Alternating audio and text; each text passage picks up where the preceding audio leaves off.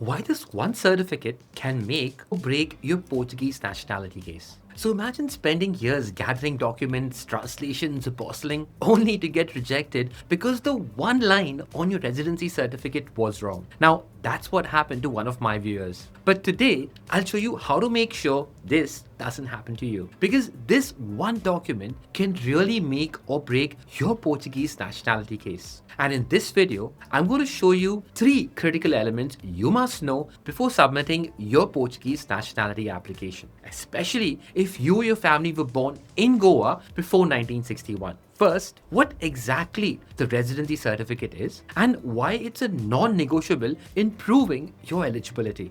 Second, how to get your RC from the right authority based on where you live, whether you're in Goa, Mumbai, or living abroad. And third, the most common mistakes that would get your RC rejected and how you can avoid them. So stick with me because one small error can cost you months and sometimes even your entire application. So I recently worked with someone who had everything in order: birth certificates, proof of lineages, you name the documents, they had it on paper, but the entire nationality case was rejected. Why? Because their residency certificate was missing one tiny detail: the middle name. And that's when I realized most people don't even know how strict the Portuguese system is when it comes to this one document, or how easy it can derail the whole process. So today I'm going to break it all down for you. What is the RC, how to get it right the first time, and how to make sure application doesn't land in the rejected pile. So let's start with what is a RC. The residency certificate is a legal document that proves where you or your parent or grandparent lived between 1st Jan 1974 and 31st December 1975. Now, that specific date range matters because it's tied to Portugal's post-1961 nationality provisions. So if your parents or grandparents fall within that timeline,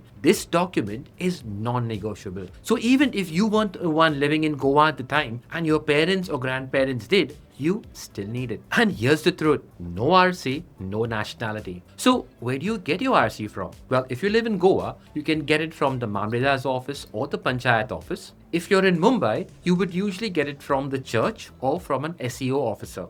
Here's the thing: the RC must be issued by a government authority, not a notary, and certainly not anyone who is doing this on the side. And just to be crystal clear, one certificate per person, so please don't share this with your cousins. It will absolutely get rejected. Now let's go over some common mistakes that could lead to rejections. Number 1, name mismatches, especially missing middle names. It needs to match your name on your RC, needs to exactly match your name on your birth certificate. Number 2, wrong issuing authority. As we said earlier, if it's not from the right source, it doesn't count. Number 3, using one RC for multiple people. Again, no sharing with your cousin's place. Number 4, incorrect or missing dates. The certificate must clearly state the residency between 1st Jan 1974 and 31st December 1975. Number 5, bad translations. If it's not translated correctly and official to Portuguese by a certified translator, it could and most likely will get rejected. So let's talk about formatting the RC the right way. The document would need to include your full name, including your middle name, that must match your birth certificate. It must state that you or your parent or your grandparent lived in Goa or the relevant region between the correct dates